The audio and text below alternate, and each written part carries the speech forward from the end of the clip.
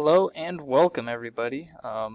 So last Friday, you guys should have done a guided reading on the Holocaust. So for today's bell ringer, we're going to be going over a couple of those kind of key topics that I want to make sure that we have a good grasp on. So our first question is, how was an extermination camp different from a concentration camp? Now, the biggest thing, generally speaking, with a concentration camp like Buchenwald, it's going to be a place where people are concentrated, obviously, hence concentration camp, but then also imprisoned without trial. And so we're going to talk about, here in the United States, we actually had quote-unquote concentration camps for Japanese American citizens. Now, in the German concentration camps in World War II, the inmates, which could be Jews, homosexuals, gypsies, people with mental disabilities, they're going to be exploited for really just their labor and kept under harsh conditions. Whereas extermination camps like Auschwitz are set up for the main purpose of killing as many people as possible. A good example would be Auschwitz, which killed over 1 million. Alright, number 2, how did the Nazis take away the rights of Jews before the final solution? 2 examples. Just a couple examples to throw to you. They took away citizenship. Germans and Jews couldn't marry. Jews were forced to wear the Star of David. And Jews couldn't be doctors or lawyers.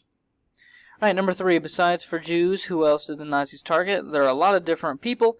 Just kind of the quote-unquote key highlights. We have homosexuals, gypsies, people with mental handicaps. Okay. Alright, so today in our notes, we're going to be looking at how, or what was the state of Europe before the United States entry in December 1941. So, let's talk about Europe before U.S. entry. So, last time we were talking about Europe, Hitler and other dictators were on the rise. Hitler was doing things in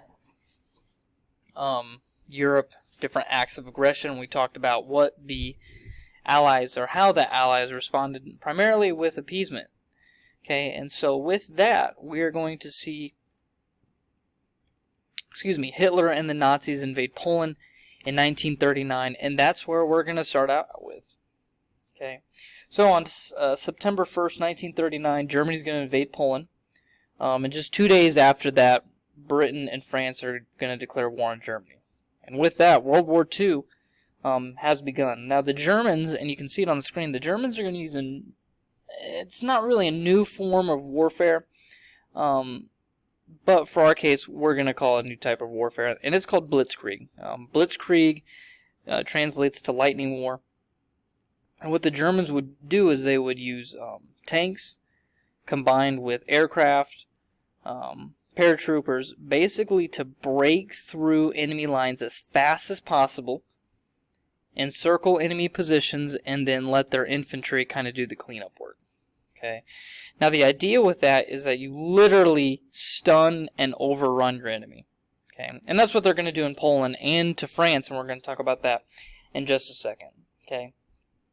So we said that that the Germans are going to invade on September 1st, 1939.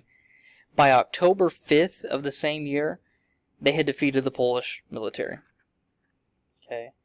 Now, you might think to yourself, well, France and Great Britain have just declared war on Germany, so certainly they're going to attack, and that's not really what happened. Western Europe's going to, for the most part, remain quiet.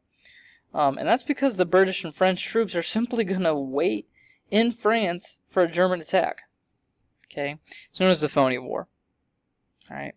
And so let's talk about that. Okay?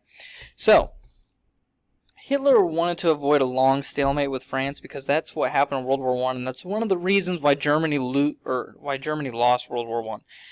Okay, he knew that he needed to go around, and it's called the Maginot Line, and you can see it, if I can find my mouse, you can see it right here on our map. Okay, so he knows that he needs to go around that, and that's because we're going to have massive defenses built. So instead, the Nazis, or really, Hitler and his armies are going to go simply, let's just go around these defenses. They're going to smash through Belgium and then come in here. Okay. Now, because of that, the Germans are going to be able to outmaneuver both the French and the British. Okay. All right, let's talk about our next action in Europe, and that is keep calm and carry on. So if you've seen this poster, I remember I think a couple years ago these popped up all over the place.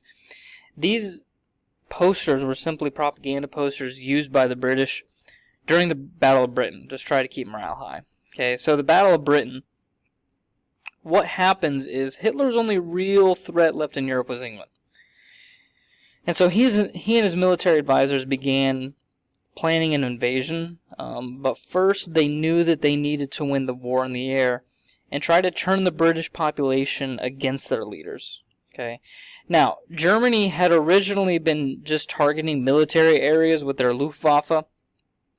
However, London is going to be accidentally bombed. Okay.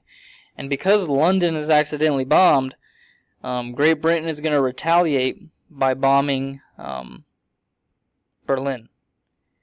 And so Germany starts targeting British cities instead of military targets. Now, this Battle of Britain, which is just an air battle or an air warfare, is going to last over a year, and it's going to end in the Germans being thwarted. Now, the big thing about this is that it showed the world, hey, Hitler can be defeated. Now, technology plays a really big part in the Battle of Britain. We're actually going to have two new technologies that the British are going to use to help them win this quote-unquote battle. The first one's called the Enigma.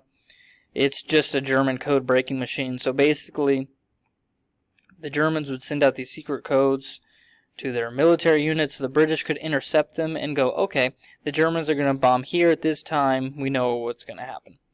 The next big one is radar. We all know what radar is.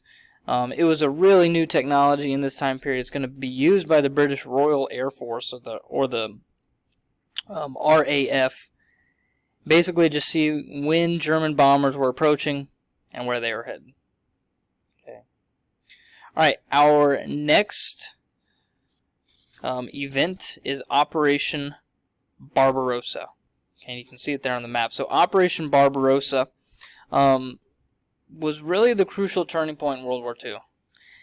And so Germany, Hitler decides, okay, I need more living space, and we talked about that, Lebensraum. And he decides that he's going to invade the USSR. It's important to note that 2 years earlier, Germany and the USSR had actually signed a non-aggression pact before the invasion of Poland. So they were supposed to be kind of buddy-buddy. All right. So Germany breaks that non-aggression pact. They invade the Soviet Union. So the reason why this is a crucial turning point in World War II is because now Nazi Germany is going to be fighting a two-war front. Okay. And if you think back to World War I, that was the reason why Germany, for the most part, is going to lose that war, because they're fighting a two-war front. Okay. So the Germans are actually going to reach Moscow by the end of 1941, but the harsh Russian winter is going to halt their war machine heavily. And basically, it's going to prolong the inevitable, and Germany will eventually be overrun by the Russians. Okay. Alright guys, that is it for our notes today on Europe before U.S. entry. If you have any questions, you can leave a comment below. As always, like and subscribe, and if you have any questions, you can just ask me in class, or like I said, feel free to leave a comment. Thanks.